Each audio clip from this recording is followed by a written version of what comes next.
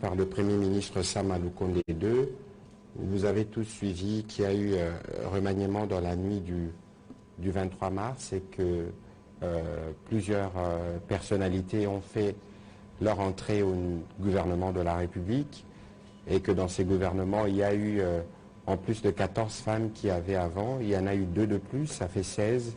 C'est vous dire l'engagement du président de la République envers la gente féminine. Dans les briefings de ce soir, nous allons revenir sur ce qu'ont été le premier mot du président de la République aux différents membres du gouvernement qui ont été nommés, qui s'est retrouvé pour la première fois autour de lui et du Premier ministre dans le cadre du Conseil de ministres, mais aussi les lignes maîtresses qui ont été tracées par le Premier ministre chef du gouvernement. Comme vous le savez, nous avons plusieurs missions et défis à relever.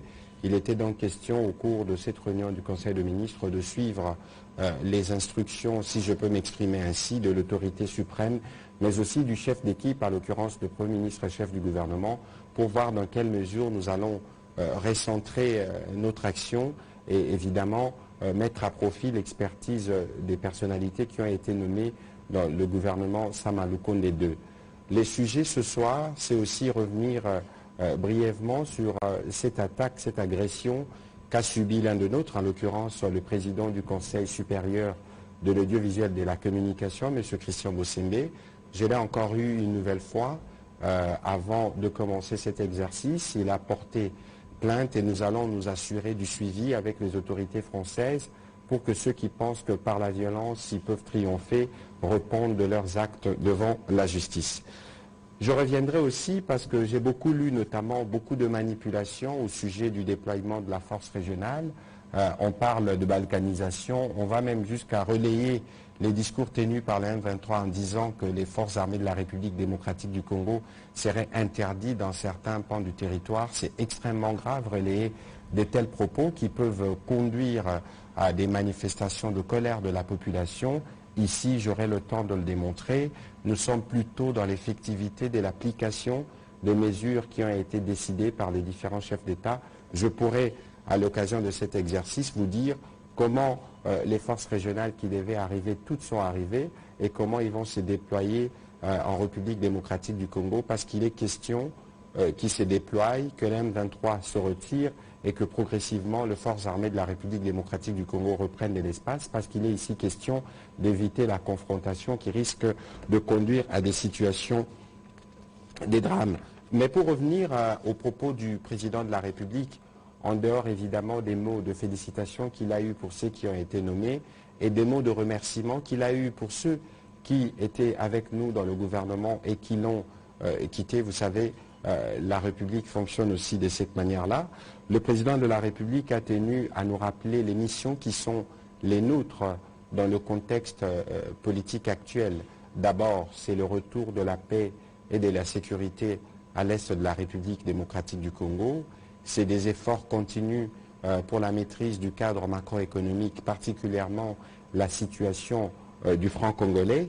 Et donc, de ce point de vue, des orientations précises ont été données aux ministres qui sont dans les secteurs de l'ECOFIN, qui seront dirigés par le vice-premier ministre Vital Kamerhe, pour que tout soit mis en œuvre pour préserver la stabilité du franc congolais. Mais les autres priorités, c'est aussi la tenue des élections. Vous savez que c'est un engagement que nous avons pris et sur lequel le gouvernement travaille en étroite collaboration avec la Commission électorale nationale indépendante.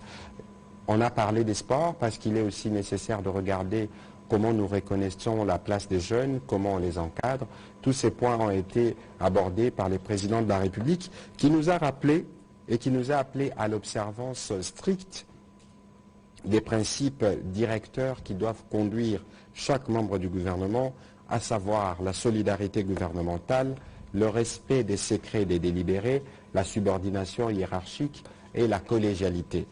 Vous savez bien que le gouvernement est un corps institué où tous les membres sont tenus d'être solidaires. Vous savez que les délibérations du Conseil de ministres se font à huis clos et qui relèvent, ils sont revêtus du sceau du secret, et que tous ces principes devaient être particulièrement suivis par chacun des membres du gouvernement qui a été désigné pour s'assurer que nous travaillons et nous donnons les résultats qui sont attendus de nous par nos populations. Le président de la République a appelé aussi à la subordination hiérarchique, qui est un principe cardinal, parce que le gouvernement est un corps avec une structure institutionnelle verticale où il y a une hiérarchie, le président de la République, le Premier ministre, qui fixe les caps et qui nécessite le suivi de ces instructions par les différents membres du gouvernement. Il a parlé des collégialités parce qu'il est important qu'entre nous, membres du gouvernement, nous puissions travailler dans un esprit d'équipe. Il ne s'agit pas seulement ici de travailler entre nous, membres du gouvernement, mais il s'agit ici aussi de travailler notamment avec le cabinet du président de la République, les deux chambres du Parlement, mais aussi les institutions judiciaires et toutes les structures sociales, parce que le gouvernement représente justement la colonne vertébrale de l'action portée par le président de la République. Dans sa suite, le Premier ministre a eu l'occasion de présenter les nouveaux membres du gouvernement au président de la République, mais aussi présenter les ajustements qui ont été opérés dans le cadre de ce gouvernement. Il y a 46 membres du gouvernement qui ont été maintenus, 10 ont été permutés, 36 ont maintenu leur poste. 6 d'entre nous ont quitté le gouvernement, 12 nouveaux membres ont fait l'entrée. Je disais tout à l'heure qu'il y avait 16 femmes, 2 de plus que le gouvernement précédent. Et le Premier ministre a adressé ses encouragements et nous a appelés à plus d'abnégation et d'engagement dans le cadre du travail qui est les nôtres. Voilà plus ou moins les mots qui ont été dits par le président de la République et les premiers ministres à l'ouverture de ce Conseil de ministres. Vous avez eu l'occasion donc de suivre le compte-rendu de ce qui a été dit. Parallèlement à cela, vous savez que le retour de la paix est un de nos objectifs principaux. Vous savez que dans le cadre du processus de Luanda, depuis le 23 novembre dernier, nous avions convenu d'une feuille de route qui a fait l'objet des discussions des chefs d'État en marge du dernier sommet de l'Union africaine, où il y avait un plan et où tous les acteurs étaient impliqués pour que ces plans puissent être mis en œuvre. Nous assistons donc à la mise en œuvre de ces plans et d'ailleurs, je vous informe que le chef d'état-major général de l'armée ougandaise séjourne à Kinshasa où il a eu des réunions avec les chefs d'état-major de l'armée de la République démocratique du Congo.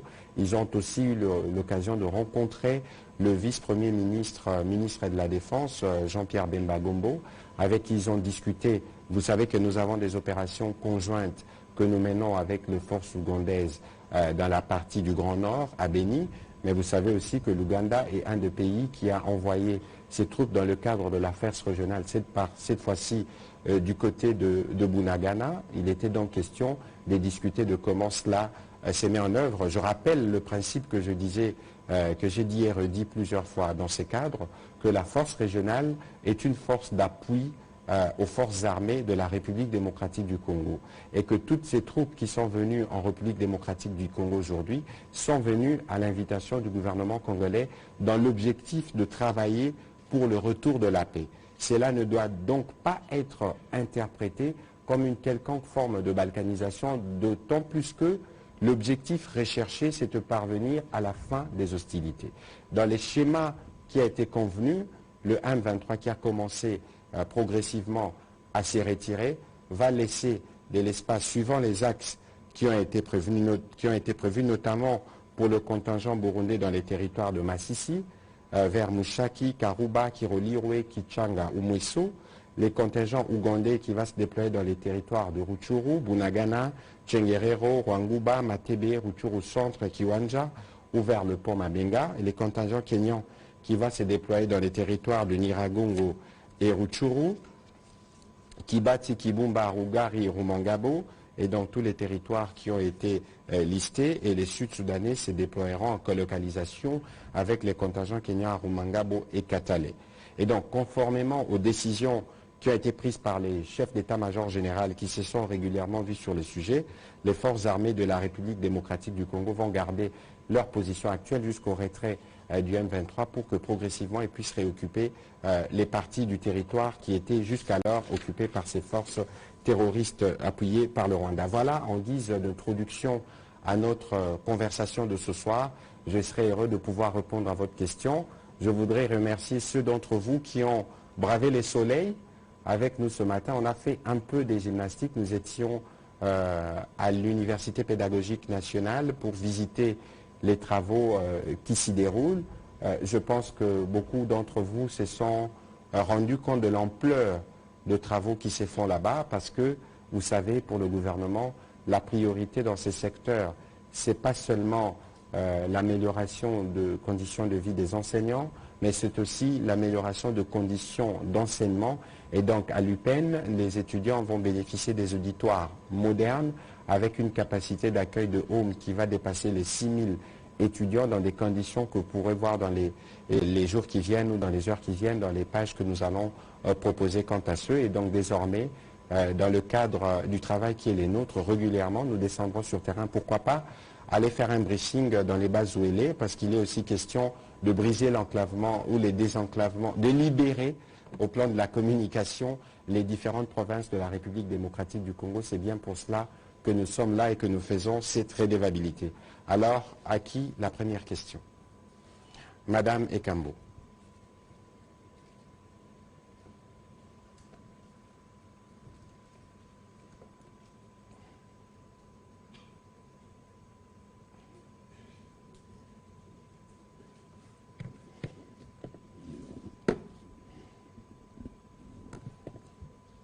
Merci, Excellence, pour la parole.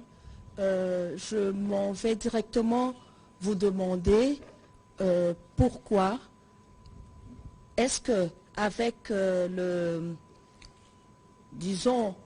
les troupes ougandaises qui sont là, on a bien insisté que ces troupes ne sont pas là, ont une mission qui n'est pas offensive. Alors, c'est plus pour la stabilisation. Est-ce que là, on n'est pas en face de la MONUSCO, d'une MONUSCO bis? C'est vraiment la question que je voulais vous poser. Donc, on va encore assister à une opération qui est tout à fait... donc, où on ne doit pas se défendre, où on ne doit pas agir au cas où il y a l'ennemi qui récidive, qui recommence encore à agir sur le terrain. Madame, vous posez une question qui est très intéressante parce que j'ai lu beaucoup de polémiques sur les sujets et je me suis rendu compte que parfois, nous ne faisons pas toujours beaucoup d'efforts pour lire les communiqués, les différents communiqués qui sont signés par les différents chefs d'État depuis les débuts de ces processus.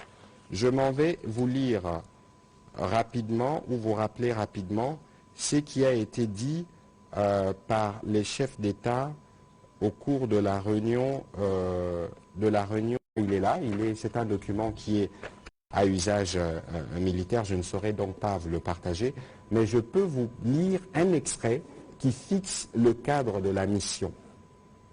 La mission est déployée dans l'objectif de contenir, de défaire et d'éradiquer les forces négatives opérant à l'est de la République démocratique du Congo. Ici, il faut que les choses soient bien claires. La force, en tout état de cause, c'est les recours ultimes.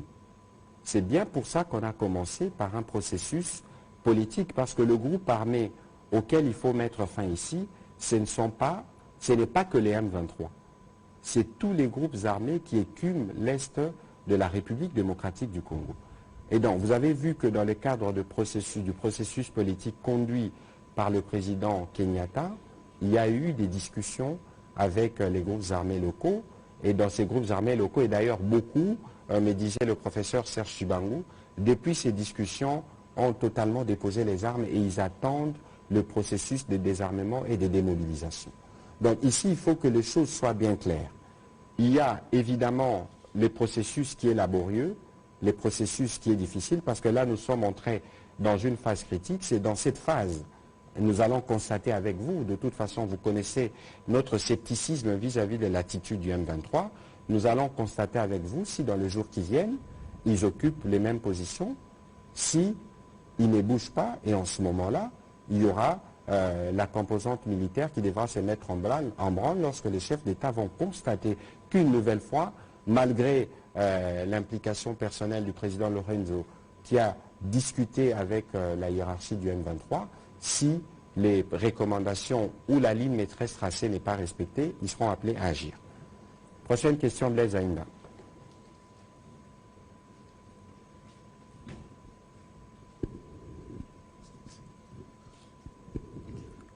Monsieur le ministre, qu'il me plaise d'abord de vous féliciter pour votre reconduction. Au nom de peut-être la confrérie, hein, en tant que confrère, ancien confrère. Je me permets de les dire sans en avoir l'aval. Mais une question, monsieur le ministre, par rapport à ces déploiements de la force de l'EAC. Quand vous parlez d'une contrainte qui pourrait pousser la force à mise en place, elle est certes douloureuse, elle est certes critiquée, nous comprenons parce que nous sommes dans un contexte démocratique, mais au bout du compte, il faut faire confiance au président de la République et au gouvernement. C'est nous qui vous disons tous les jours que nous ne céderons aucun centimètre carré de la République démocratique du Congo. Derrière moi, il y a la campagne défendant la patrie Bendele Koyate. Ce n'est pas de nous et ce n'est pas par nous que la balkanisation va arriver. Pour le reste, toutes ces questions, c'est des questions que nous connaissons, que nous suivons, qui sont prises en charge. Et c'est pour ça que de manière régulière, nous venons vous faire le point de l'évolution, pour éviter justement que toute la machine de la manipulation qui accompagne ces différents processus ne puisse installer les doutes dans les chefs de nos compatriotes. Merci. Merci. On va prendre la question de Jordan Maïnikini.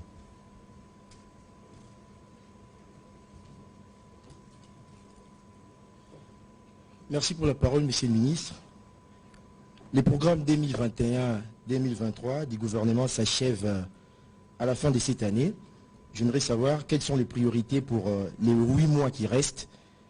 Et ces programmes du gouvernement avaient prévu d'atteindre 36 milliards à fin 2023. Pensez-vous être en mesure d'atteindre cet objectif à la fin de cet exercice budgétaire?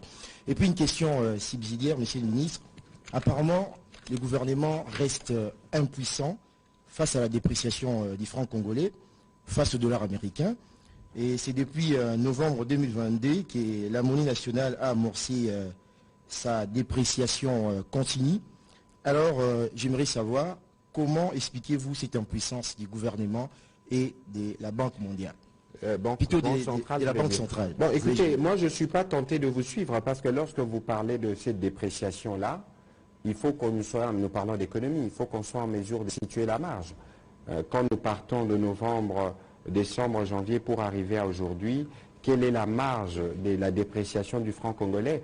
Parce que nous, c'est que nous, on a observé au niveau du gouvernement, on a regardé les tableaux, les statistiques en partant du mois de décembre, janvier, février, mars jusqu'à aujourd'hui, on a observé qu'en réalité, il n'y a pas eu de grande fluctuation et que la situation qu'on a observée sur le marché de change serait plutôt la conséquence d'une spéculation.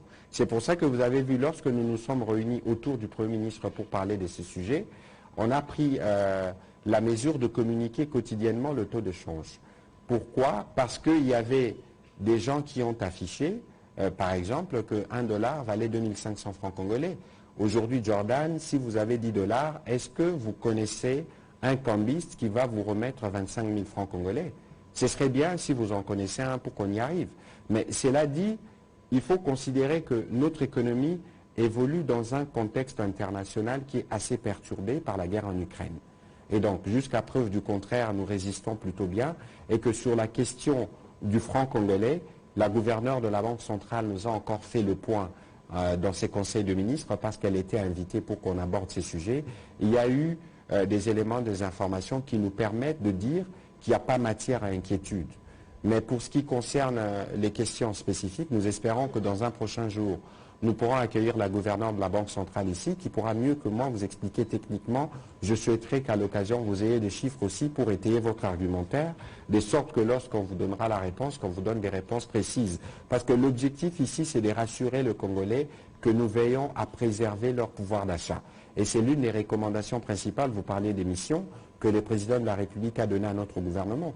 Il faut regarder la question de la paix, la question de la sécurité, mais il faut aussi regarder les questions socio-économiques, parce que c'est là que repose le quotidien de tout le monde, et la question du franc congolais, c'est une question cruciale. Alors, vous avez dit si nous serons en mesure d'atteindre l'objectif de 36 milliards. Bon, je suis peut-être mal placé pour vous répondre dans ces conditions, parce que vous voulez qu'on parle de chiffres, mais regardez déjà la marge de progression que nous avions en 2021, on était à 5 milliards et aujourd'hui nous sommes à 16 milliards.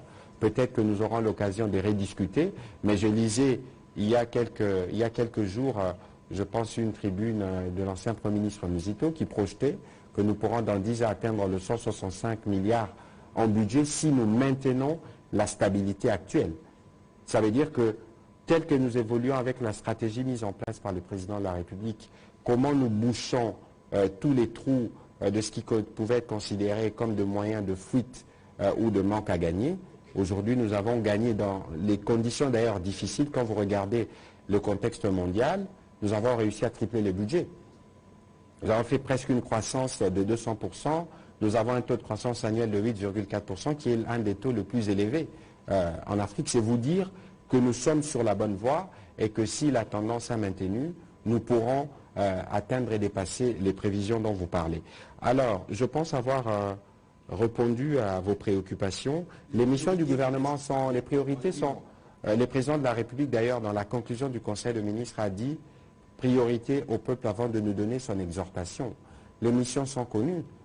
D'abord, c'est le retour de la paix et de la sécurité. Vous voyez que c'est les sujets principaux que nous abordons dans nos différentes discussions. Il y a la question électorale qui vient s'imbriquer dans tout ce que nous faisons. Il y a la question de la gratuité, mais qui aujourd'hui elle est consolidée. On n'a presque plus de problème du côté de la gratuité. On va aller davantage dans ce qu'on a déjà commencé. Aujourd'hui, nous étions avec mon collègue Mouindo Nzangi dans la visite des différentes universités. Je n'entre pas dans les débats sur comment nous traitons les questions de professeurs qui parce que prise en charge dans les cas de la commission socio-culturelle du gouvernement, mais vous voyez que les efforts qui sont consentis dans la construction des universités, dans l'amélioration de conditions, dans l'implémentation du LMD, vous fait montrer que nous sommes effectivement en train d'exécuter le plan qui était les nôtres. Et pour les 8 mois qui viennent, nous ne perdrons aucune attention pour être sûr que nous, pour utiliser les mots du président de la République, nous laissons des tâches indélébiles après notre passage au gouvernement.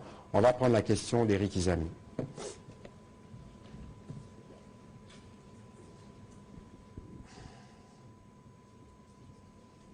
Félicitations, Excellence, pour la reconduction. Je joins ma voix à Blaise Ainda qui en a parlé en premier. Et puis, merci pour les efforts fournis, parce qu'on a été sur le terrain, on a vu ce qui est en train d'être fait, notamment à l'UPEN et à l'UNIKIN et ailleurs. Mais je voudrais quand même, Monsieur le Ministre, piquer ma curiosité sur l'échéance quant à la récupération des parties un peu pacifiées par les pays frères qui sont venus.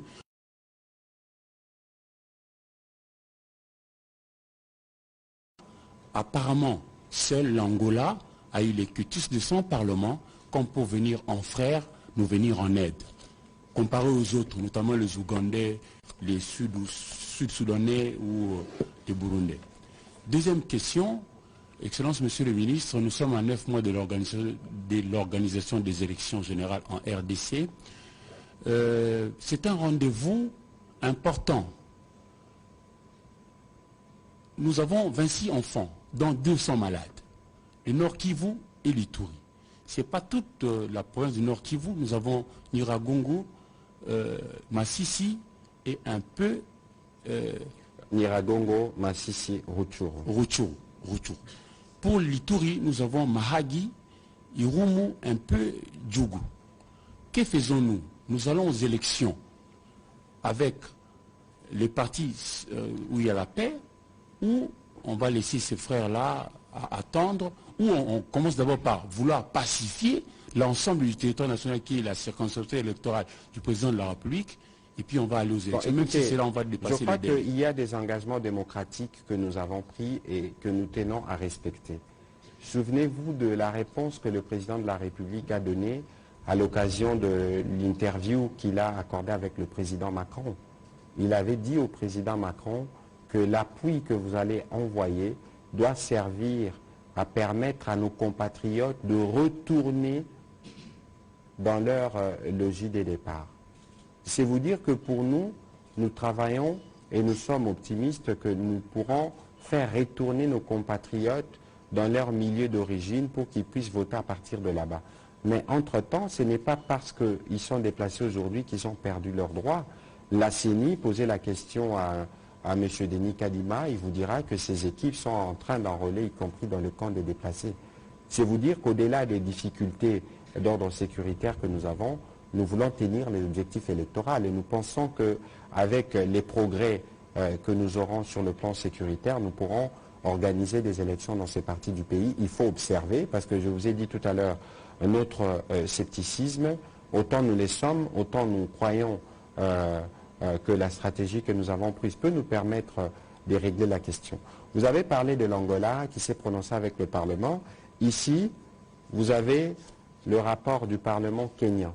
Parce qu'ici, je constate malheureusement que nous tous, nous aimons parler des sujets d'actualité, mais nous n'allons pas en profondeur. Nous ne creusons pas toujours pour aller voir ce qui s'est dit, ce qui se trame, et nous nous limitons parfois dans l'immédiateté des réseaux sociaux. Et lorsque vous suivez ce qui se passe dans les réseaux sociaux, tout de suite, vous tombez dans la manipulation. Nous avons adhéré à la communauté de l'Afrique de l'Est parce que ce que nous apportons à la communauté d'Afrique de l'Est, c'est les plus grands marchés de la région. Mais tout le monde sait qu'en République démocratique du Congo, il y a des problèmes sécuritaires qu'il faut régler. Encore que le problème sécuritaire que nous avons en République démocratique du Congo ne relève pas que de nous. Par exemple, il y a des groupes armés étrangers qui relèvent de la stratégie. Voilà, on va prendre la prochaine question de Patrick Lacoué.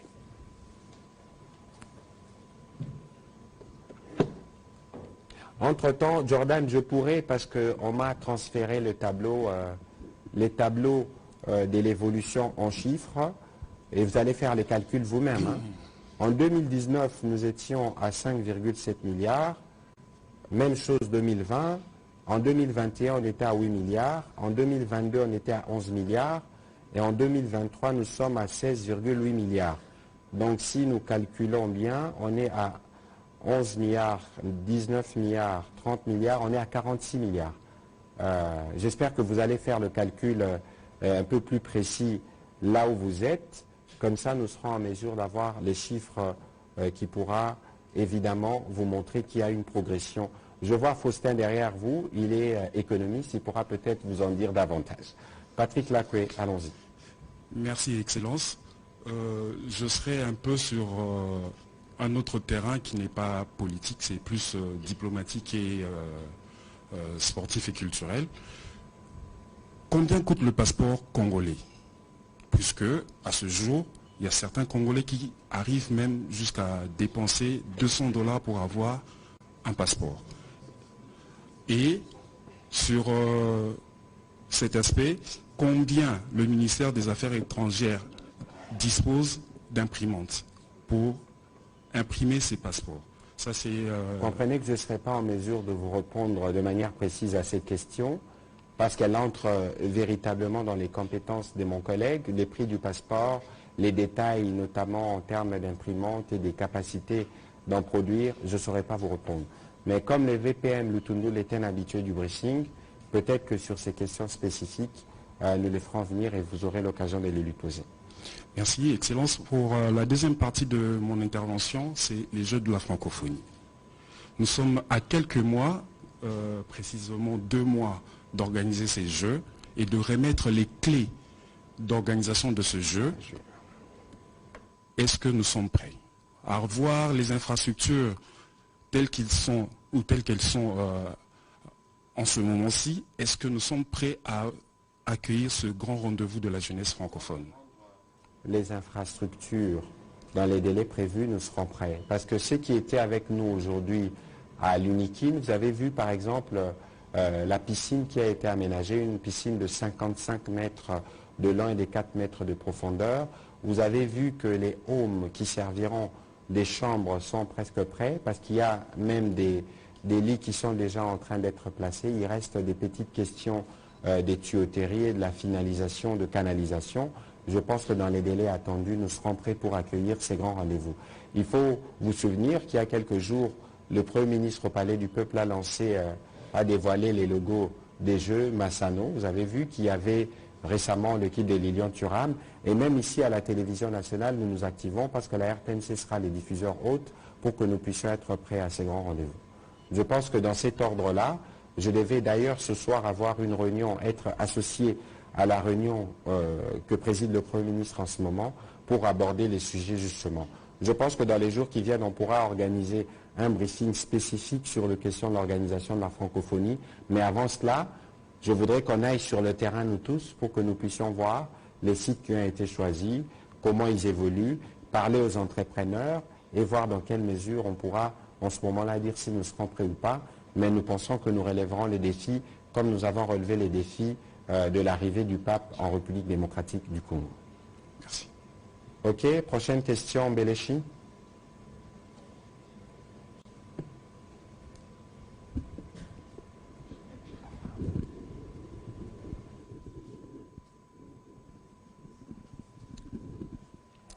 Merci, Monsieur le Ministre. J'aimerais savoir comment se passe l'exploitation des minerais dans des zones qui sont sous contrôle du M23. Est-ce que vous avez suspendu? Parce qu'on craint qu'on continue l'exploitation et les minerais vont ailleurs. C'est ça ma préoccupation. Bon, écoutez, vous revenez encore sur une question spécifique. De toute façon, je veux vous donner une réponse satisfaisante dans les jours qui viennent parce que je suis en train de travailler à produire les deuxièmes tomes du livre blanc qui va se focaliser sur l'exploitation et les raisons économiques de cette guerre. En ce moment-là, on pourra vous dire, mais je me référerai à ma collègue de mine pour savoir qu'est-ce qui est mis en place pour que cette question puisse être réglée. De toute évidence, ici, il y a une volonté claire pour nous. Nos minerais, il faut les tracer.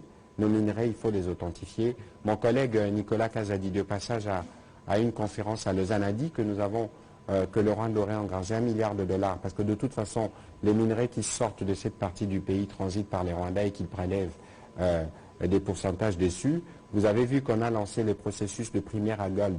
Dans la partie du Sud Kivu, nous travaillons à la traçabilité de minerais qui sont produits par là. Nous allons continuer dans cet ordre pour être sûr que nous endiguons ces trafics et que les Congolais bénéficient de l'intérêt d'avoir ces substances minérales dans le sous-sol. On va prendre la question de Lusakumunu et puis celle d'Alfred Ishaku. Alfred, d'Environ News. Merci beaucoup, Monsieur le Ministre. On a vu, je ne sais pas, ce matin ou hier soir, le communiqué du facilitateur du processus de Nairobi, qui appelait à la réintégration du M23 dans la phase 4 de consultation, étant donné que le retrait de ce mouvement a été constaté et vérifié par les mécanismes ad hoc sur le terrain. Kinshasa est-il prêt à réintégrer le M23 après toutes ces escalades? Ces mouvements terroristes aux ambitions démesurées en 2013 sera-t-il traité comme tous les autres groupes armés ou il y aurait éventuellement d'autres arrangements politiques qui seraient au-delà du processus de PDDRCS? Et sur quels termes Kinshasa va négocier particulièrement avec les pourrait négocier particulièrement avec les M23? Et toujours au sujet du processus de Nairobi, quelle suite réservée aux mouvements Codeco qui ont continué à faire couler le sang tout en étant souscripteurs au processus de paix de Nairobi? Je pense qu'ils ont été exclus du processus de Nairobi. Je pense que c'est ce que le professeur Serge Tibang m'avait dit, et d'ailleurs avec le M23. Écoutez, nous vous disons depuis le début qu'il est exclu à notre niveau de donner une prime à la violence. Ce n'est pas parce que le M23 a repris les armes qu'ils ont montré combien ils pouvaient endeuiller nos populations qu'il faut avoir un traitement particulier. Lorsque les facilitateurs parlent, évidemment, sur le retrait, vous avez vu que nous ne voulons pas aller très vite, nous voulons attendre et voir que cela se consolide sur le terrain, mais si les facilitateurs parlent de Nairobi 4, mais dans les Nairobi 4, il y aura la suite du processus qui a commencé. C'est donc dans ce cadre-là que nous trouverons la solution, parce qu'ici, il est prévu, dans le cadre du programme de désarmement, démobilisation, réinsertion communautaire et sociale, et oui, je pense, ouais, réinsertion communautaire et stabilisation, il est prévu que tous ces membres qui sont dans les groupes armés regagnent la vie civile. Et donc, tout se fera dans ces cadres-là. Donc, il ne faut pas avoir des illusions, et d'ailleurs, l'Assemblée nationale nous avait déjà fait une recommandation à ces propos, pour que ceux qui y ont pensé répondre par les armes ou agir par les armes ne puissent pas être réintégrés au sein de forces armées de la République démocratique du Congo. Donc, à ce stade du processus, nous voulons d'abord voir le retrait se consolider sur le terrain. Nous voulons voir cela et par après, dans le cadre du processus qui est prévu, le président Kenyatta va agir de concert avec les équipes qui sont les nôtres pour trouver des solutions. Et d'ailleurs, votre question me rappelle une question qui m'a été posée: si le gouvernement congolais négocie avec le M23, mais je suis tenté de reposer une autre question. On négocie avec le M23 où? Qui négocie? Il devrait y avoir des images parce que de nos jours, plus rien ne se cache. La position du gouvernement est bien connue à ces propos, mais nous sommes dans le cadre des efforts de pacification du processus de Luanda, où je l'ai dit précédemment que le président angolais ou les présidents burundais ont des contacts avec les M23. Les M23 a été reçus à Luanda. Peut-être dans ces cadres-là, il y a eu des discussions qui ont précédé ces processus de retrait. Mais nous, le gouvernement de la République démocratique du Congo, nous restons fermes sur notre position jusqu'à ce que ce que nous attendons sera fait. Voilà.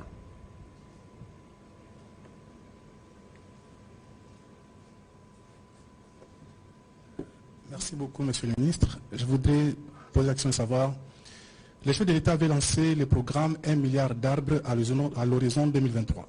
Monsieur l'Environnement. Oui. Alors, je voudrais savoir où est-ce que nous en sommes. Nous n'en avons pas parlé dans les briefings, dans le conseil de ministres de vendredi. Et donc, c'est clair que ma collègue Bazaïba sera plus outillée pour vous dire où est-ce que nous en sommes.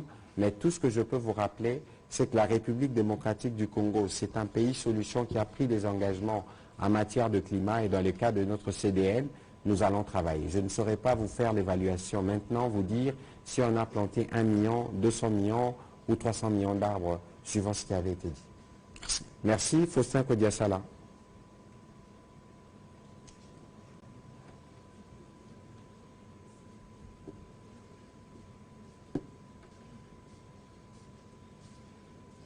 Merci, Monsieur le ministre.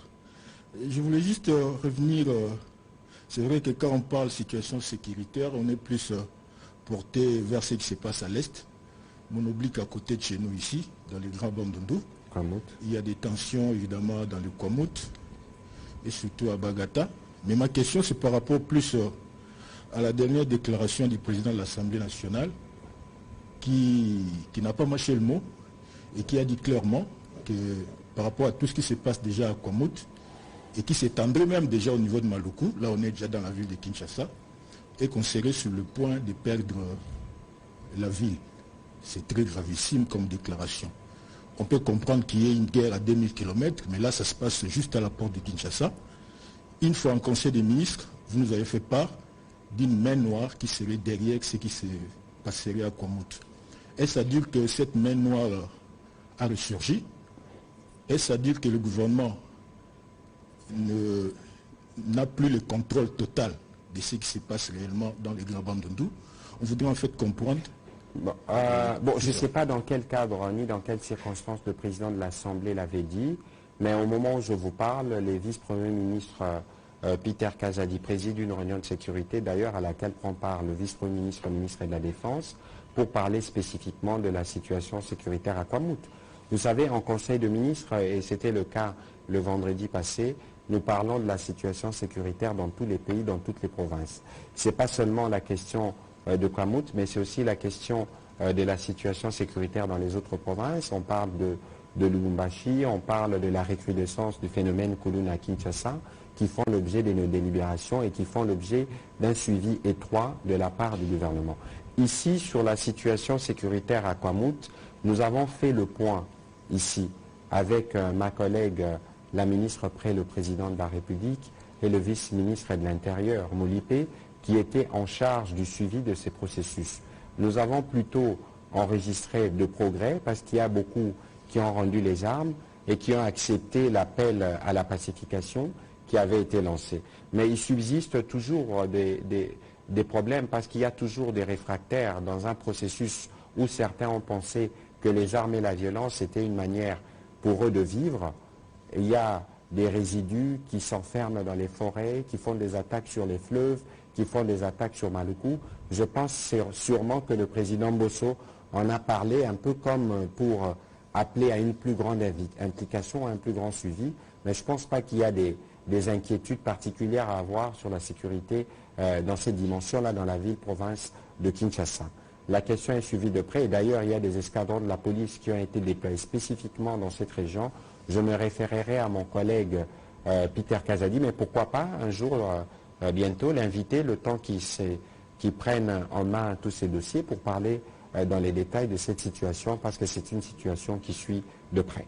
Alors, bref, monsieur le ministre, sur qu'il est, la ville est protégée, c'est ça?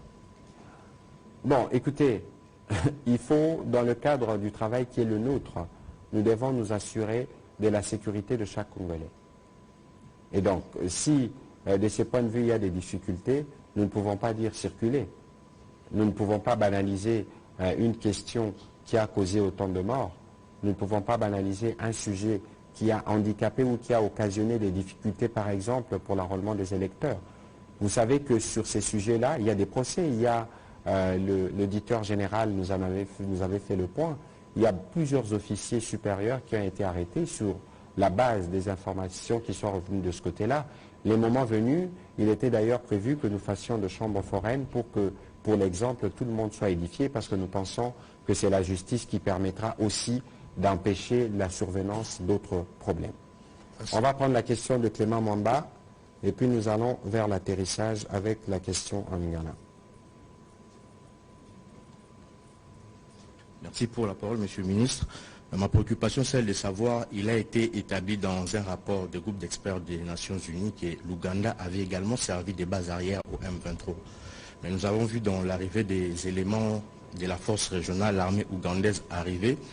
Qu'est-ce qui fait que le gouvernement congolais continue de faire confiance à l'armée ougandaise alors qu'il a été établi qu'il y a eu aussi collaboration entre l'Ouganda et le M23? Bon, écoutez, il y a des difficultés évidemment sur ces sujets-là, parce que lorsque vous regardez par exemple les tweets du fils du président Museveni, ça ne concerne pas que la RDC, hein, ça concerne les Kenyans. On sent qu'il y a une forme de comment dire, des doubles, je sais pas, centres d'instruction, etc. Mais je vous ai dit tout à l'heure que le chef d'état-major de l'armée ougandaise est à Kinshasa. Il était là depuis hier et demain, je pense qu'il y aura des visites à Beni, parce que, je les renseigne d'ailleurs quelquefois dans mes comptes rendus, il y a des militaires ougandais qui meurent au Congo dans la lutte contre les ADF. Ici, nous ne voulons pas aller dans des considérations pour dire est-ce qu'il y a la confiance ou pas, mais ici, il y a des objectifs dans lesquels nous sommes engagés. Il y a des objectifs qui sont ceux de combattre les ADF, et de ces points de vue, nous connaissons de progrès. La difficulté, lorsque vous combattez des terroristes comme les ADF, c'est que lorsque vous connaissez des progrès, ils viennent en représailles en s'attaquant à des paisibles populations, et lorsqu'ils commettent ces massacres, ces crimes odieux, ils s'assurent d'en faire une large publicité. Et comme par malheur, ils trouvent toujours de relais sur les réseaux sociaux. Sur les processus de la force régionale, évidemment, il y a des par l'attitude, il y a des appréhensions à notre niveau, mais ici, il y a des engagements qui ont été pris au niveau régional, et que chaque pays doit s'assurer de sa part de responsabilité. Je pense que toutes ces questions ont figuré dans l'agenda des discussions entre les deux chefs d'état-major généraux, parce qu'il est question de dissiper toute forme de malentendu pour nous assurer que nous atteignons l'objectif principal qui est celui de combattre les ADF d'une part, et celui de s'assurer que l'Ouganda assume sa mission dans le cadre de la force régionale pour le retour de la paix dans la partie est de la RDC. Voilà, on va prendre la question. Allez-y, venez, notre ami de la prospérité. Patrice Boto, ce sera au prochain briefing, sûrement mercredi. J'ai vu Gustave Kalenga nous gêne pour la première fois. Ce sera aussi au prochain briefing, sauf s'il y a une question qui vous pince. Patrick, venez. Les deux doyens caïmans commenceront, si je peux me permettre, les questions au briefing prochain. Fabrice, on va terminer avec vous en Lingala. Allez-y. Merci beaucoup, Excellence, pour la parole. Gloire Féfère et je rappelle les noms. Une petite question d'actualité en rapport avec la journée du 6. Nous avons vu le communiqué circuler. Juste une précision là-dessus, ça sera férié ou non? Ce sera férié. Je pense qu'il y a une ordonnance qui a été prise. Et c'est une ordonnance qui a été discutée déjà en Conseil de ministres il y a plusieurs mois, parce que le président de la République s'y était engagé. Vous savez ce que représente pour nous le prophète Simon Kimbangu. Et je pense que c'est une journée qui est méritée pour toute la communauté kimbanguiste et pour ses dignes fils d'Afrique. Donc je peux confirmer cela. Merci. Merci, Excellence. Ma question va dans le même sens, mais cette fois-ci c'est pour cherchais à savoir qu'en est-il de la demande faite par l'église kimbanguiste d'élever le prophète Simon Kilombangu au rang d'héros national, même titre que Kabila Lumumba. Écoutez, je ne suis pas au courant de cette demande, mais je présume que si elle a été formulée, elle doit être en étude au niveau du cabinet du président de la République. Et donc le moment venu, parce que les ordonnances sont connues publiquement, cela sera proclamé. Mais je pense que lorsqu'on lui réserve une journée entière, c'est dire le respect que nous avons pour le combat qu'il a porté à la fois dans la dimension spirituelle et politique que cela a représenté dans le contexte de sa mort et de son emprisonnement. Voilà, on va terminer avec Fabrice sur les questions en lingala. Matoni mingi molobeli ya mbula matari ekolo Congo démocratique mwana mboka Patrick Muyaya mituna ezali mwa misato na lombango komuna mampinga ya EAC na monela ekolo Congo démocratique kosala obeba selfie na ba mampinga mususu ya Uganda elingi kolakisa message d'une oba kopesa olobi EAC na Uganda pardon na ba M23 kosala selfie surtout porte-parole na bango o alobi que tango bakotika bisika oyo babotoraki soki mampinga ya RDC bameki kopusana balongwe na position na bango, c'est-à-dire bakoatake bango. Politique nini oyo bino botie en place pour contrôler pe mampinga oyo bauti na bikolo mususu pour koya ko sunga mampinga ya RDC. D'abord avant opesa motuna no mususu na rokata na mokusie po aneza makamba lokuta. Il faut koyeba ke ba mapinga onyosu ba yendenge na limbolaka awa. Ba ye ko appuyer ba force ya biso. Comment yo koki ko concevoir ngana invité na ndaku nanga, yo pekisanga kokota na ndaku nanga. Oyo tozo luka lelo, tozo luka kinya. Lelo biso ba force na biso bazo bundana banani. Bazo bundana ba M23 RDF. Ba mapinga o baye balobi biso tokoya tokozala liboso na bango to soki to progresser bango ba se retirer bino mapinga ya Congo boye pona osala musalo ya bino. Parce que soki to tie mapinga na biso na ba o ana liboso to beta na masasi. Yangonde déjà situation oyo to lingi ko régler.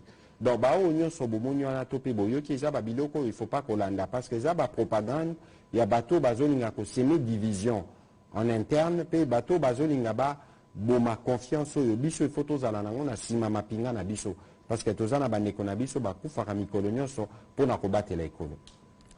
Mopelengano nini oyo bino bokotia na misala pona ko batela bongo bakonzi ya Congo démocratique en dehors ya pays? Ndakisa komona ndeko konzi ya CESAC mwana mboka Christian Bosembe obasira kibongo ko bete lokutu et na bino bakonzi ya Congo démocratique kosala soni pona ko kitisa mokonzi moko ba beti lokutu na baimboka na ye et na ekolo ya bapaya. Eza makambo soni. Makambo soni ke bo attaquer moko ya bino d'abord azala mokonzi azala mokonzi te. Et puis bozu bosali yango netika ba terroriste. Bozu pe ba image bo kaboli, bozu pe bilongi bolakisi. Biso to lobi na solo la kina ndeko Bosembe lobi na soli ne pe lelo apporta ki plainte. Na loba ki soki bolanda ki lobi que tu retravailles na ba autorité française parce que tu aussi pe tu tuni bango ba yebi pe kawana. Tu ko sala suivi po ba oyo ba la kisi ke ba koki ko braver à la fois l'état congolais na l'état français ba juger bango pour l'exemple parce que to be banana biso que yo za gauche ngana za droite mais to simba na nzoto te parce que message ya violence wana bazo pesa ba conséquences o ekoyela bango et que les quand même oyo ampleur ya ba acte ba poser. Donc oana il faut ezala clair tout ça la opposition na biso tout soit na biso mais ko simba na nzoto pe ko mema humiliation ndenge balinga ki ba humilier ndeko Bosembe eza mabe makasi et puis bato nyonso bazolanda biso ba compatriotes nyonso bazolanda il faut ba dénoncer ba attitude wana. Président Tshisekedi ali awa toza na contexte démocratique biso awa kutu na Kinshasa loko nini ba lo barate awa. Président Tshisekedi azali awa batu ba critiquer awa na Kinshasa ba biso ato critiquer na. Est-ce que pour autant tozwaka non to bito beta tel message au nini bango baninga ki ba passer na mokili parce que nazote ka secrétaire mokolo président Macron ayaki na bandal na kendaki na aéroport président Macron atunaki nga na mutuka alobi pona nini ba Congolais à poto bazara violent. Nabi se ba Congolais na poto bazara violente. Eza groupe moko ya batunikie parce que soki botali bango bakoki pe 50 te. Ata baza 50 mais baza représentatif ya ba Congolais nyonso oyo bazalaka na poto te. Na lobi soki basalaka violence eza po bino botika kabango. Lelo, comment vous pouvez expliquer, Monsieur le Président Macron, vous avez dit place à Paris, et ça place aux artistes congolais, ça la rayonnement na bango. Vous avez dit série mon quoi, hein, mon quoi Betty Zénith, Moussous a Betty Olympia, mon quoi Betty Bercy, Moussous pas Betty Bercy. On avait banalisé toutes les salles françaises, musique n'a bis au top. Lelo musique n'a bis zonga sima parce que Kofi Olomidar ou le Banazan à concert, Tofali Poupa, préfère mon quoi Kokoma. Abi risque sur la sécurité. Nous pensons que cette fois-ci, oh salami lelo, et un exemple, oh il faut tout l'amener la bien à l'autorité française, na volonté na bango de régler les problèmes de sécurité sur les territoires causés par des Congolais. Parce que lelo ce qu'il fallait pour pato, Kofi Olomide alobi, il faut na beta Bercy. Bako autorisé ou pas? Bato yo babo ya kaba beta, basa la rapé ba vidéo. Donc ça veut dire qu'aujourd'hui ceux qui de travailler de manière étroite na ba autorité française, tous un exemple il y a un président Bosembe où toko s'assurer bisonio sur que justice est salama, toko mon a peu bonne foi na bango par rapport à cet aspect-là justement, parce que bazana ba service au ba qui ko rechercher peu ba luka moyen pour biloko anesi là. Au moni comment le président Macron a koki ko tuna motuna wana.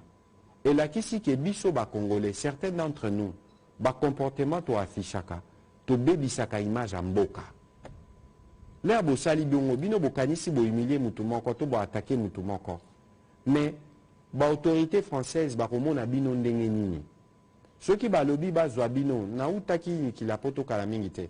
Non kay motema pasi parce qu'il y avait dans l'avion une compatriote azaki kozonga refoulé. A kotaki banzela Turquie à Grèce na bitenenga koma ki wana refoulé kolela. Donc tout celui que tu n'as pas qui passe pour la pour nakokitise moi motema. Obi passi o esala ka ceux qui ba refoulé. Bango ba sali bongo. Ba koma ba français to baza ba congolais. Ceux qui siko ba lobi na oza français ba sali déchéance ya nationalité. Ba tio na avion ba zomiso na Kinshasa. Bandeko na o ba kolobani. Donc lelo message nazo sala ba compatriotes na biso oyo baza na poto bayo kanga malamu. Congo eza mboka na biso nyonso. Bokoki koza na bino na kanda contre biso ba Patrick Mouya ya ba biso toza na gouvernement. Kasi kanda na bino il faut pas eleka bolingwa Congo o il faut bozala nango. Leur bo sali bongo bo bebisi image ya mboka na mboka bapaya. Parce que ba diaspora mususu pe bazali wana bazotala bazomona. Toza pe na bana, toza pe na bilenge bazali koya.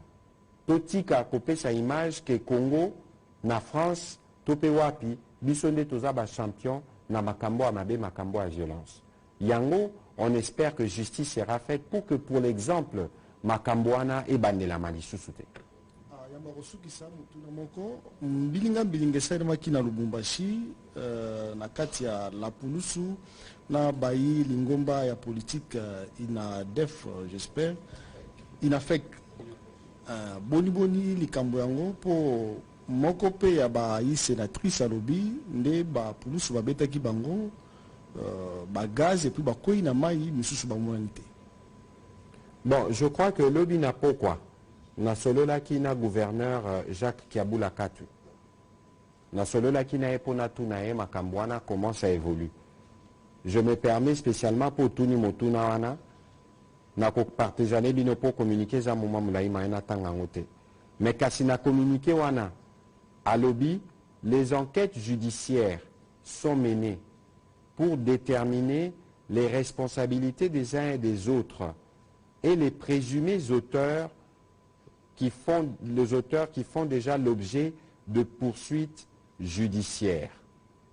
Le Conseil provincial de sécurité, tout en déplorant cet événement malheureux, présente ses condoléances les plus émues aux familles éplorées. Dans les communiqués, ils disent, en rapport avec les événements du 23 mars 2023, le Conseil provincial de sécurité a institué une commission ad hoc pour enquêter sur les incidents malheureux survenus au niveau du pont jeté sur la rivière Naviundu. D'arrache-pied, la commission, après avoir enquêté, a déploré 8 morts, parmi lesquels 1 par balle perdue et 7 par noyade, ainsi qu'un blessé en soins intensifs.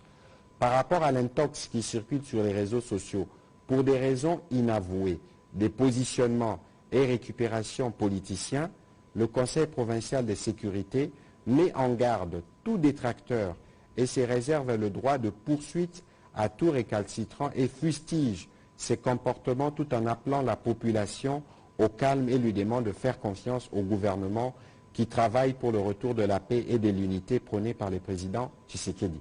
On a tangé les binons et a communiqué au gouverneur Kiabula Katouatine la Kingalobi. Au moni na makambo union sezoleka, il faut aux aranamote mapio. Surtout lorsque bozo mona makambo na ba réseaux sociaux. Pour na ba réseaux sociaux, bon on a rappelé ba montage et salamaka. Je ne dis pas que Zaka pour na makambo et l'équipe parce que dans mon équipe reportage moko, il y a RTNC à ces sujets-là. C'est pour vous dire que Bicholaire Tozo Salaba Briefingo de manière régulière. C'est parce que nous voulons que vous puissiez être nos alliés pour donner la bonne information.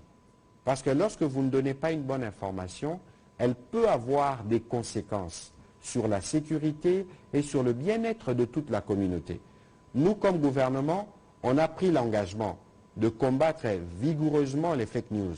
Nous les faisons avec vous et d'ailleurs bientôt avec mon collègue du numérique, on va établir des contacts, c'est déjà d'ailleurs en cours, naba responsable à Twitter, Facebook, topé YouTube, pour tout s'assurer que les réseaux sociaux en a tomé ma modération. Discours, il y a haine, biloko, violence, biloko, lokuta, tout dénonce pour que progressivement nous puissions nous protéger et protéger nos enfants. Voilà, c'est sur cette note qu'on va terminer l'exercice de ce jour. Nous allons revenir dans le meilleur délai pour aborder d'autres sujets d'importance capitale. Mais ici, je tiens à vous rappeler encore une fois la détermination et l'engagement du président de la République et de tout le gouvernement de ramener la paix et la sécurité à l'est de la République démocratique du Congo. Tout ce qui s'est fait pour le moment à l'est de la RDC concourt dans le cadre de cet objectif et le président de la République qui a lui pris le pari de protéger chaque centimètre carré de notre territoire national y veille. Ne vous laissez pas entraîner par des campagnes de manipulation qui circulent sur les réseaux sociaux. Il n'est aucunement possible d'interdire aux forces armées de la République démocratique du Congo de faire leur travail sur les territoires de la République démocratique du Congo. Je vous remercie et vous souhaite une très bonne soirée.